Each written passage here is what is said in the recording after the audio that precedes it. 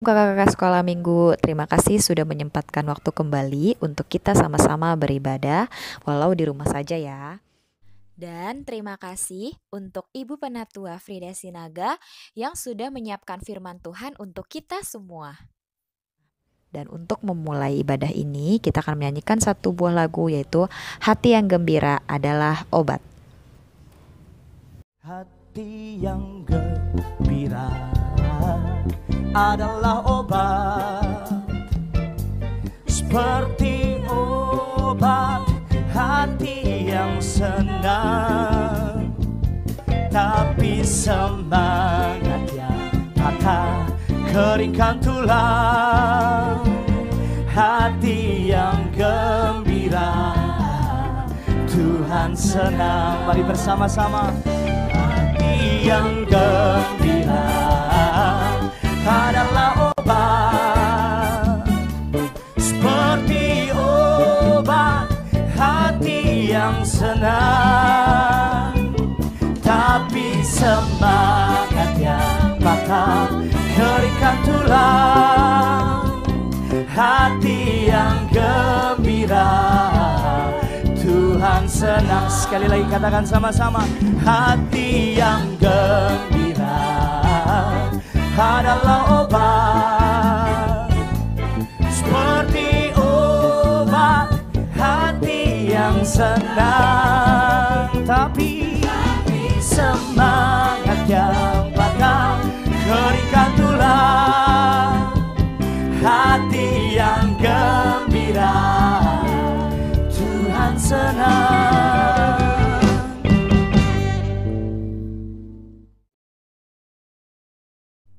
Untuk memulai ibadah guru sekolah minggu Petra, mari kita satu dalam doa.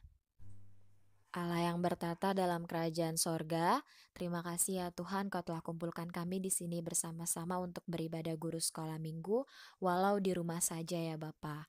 Dan terima kasih juga ya Bapa untuk Tante Sinaga yang sudah menyiapkan firman-Nya nanti di dalam ibadah kami. Bapa berkatilah ibadah kami dari awal, pertengahan, hingga sampai akhirnya. Terima kasih ya Tuhan untuk kesehatan yang telah Kau berikan kepada kami semua. Kami sudah berdoa dan mengucap syukur hanya dalam nama Tuhan Yesus. Haleluya, haleluya, amin. Nah, kakak-kakak sekolah minggu, sebelum kita mendengarkan firman Tuhannya, kita akan menyanyikan satu buah lagu, yaitu Tuhan Ku Mau Menyenangkan Hatimu.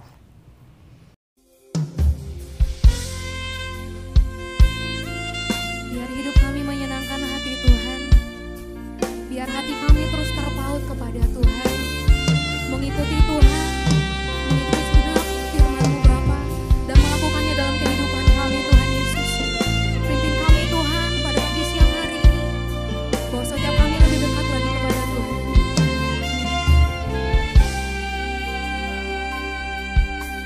Tuhan, Ku mau menyenangkan-Mu.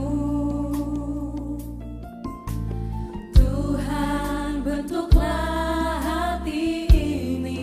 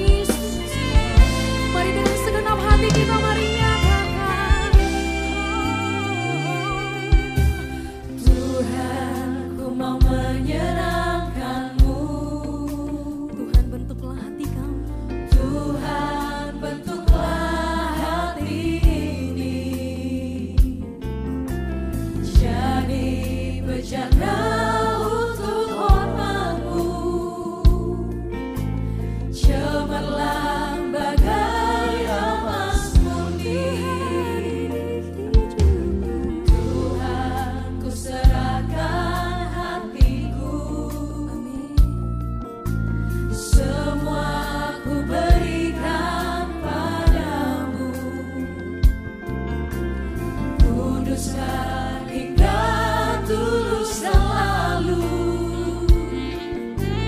agar aku menyenangkanmu,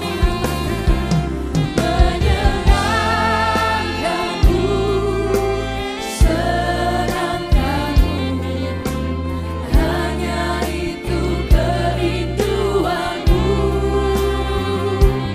menyenangkanmu, senangkan hatimu, hanya itu kerinduanku, menyenangkanmu, senangkan hatimu Tuhan, hanya itu kerinduanku, menyenangkanmu, senangkan hatimu, hanya itu kerinduanku, sama Tuhan, menyenangkanmu, senangkan hatimu, hanya itu kerinduanku, menyenangkanmu, senangkan hatimu, hanya itu kerinduanku. Shalom, kakak-kakak guru sekolah minggu. Terima kasih untuk kesempatan hari ini. Saya dipercayakan untuk membawakan renungan singkat untuk kakak-kakak guru sekolah minggu. Sebelum kita membaca firman Tuhan dan merenungkannya bersama, mari kita bersatu dalam doa.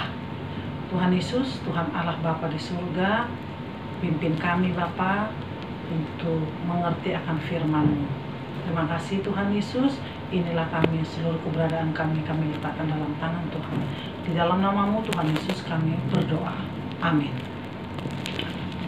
Mari kakak-kakak guru sekolah minggu kita membaca firman Tuhan dari Roma 6 ayat 6 sampai 14. Demikian firman Tuhan. Karena kita tahu bahwa manusia lama kita telah turut disalibkan supaya tubuh dosa kita hilang kuasanya, agar jangan kita menghambakan diri lagi kepada dosa. Sebab siapa yang telah mati, ia telah bebas dari dosa. Jadi, jika kita telah mati dengan Kristus, kita percaya bahwa kita akan hidup juga dengan Dia. Karena kita tahu bahwa Kristus sesudah Ia bangkit dari antara orang mati, tidak mati lagi, mau tidak berkuasa lagi atas Dia.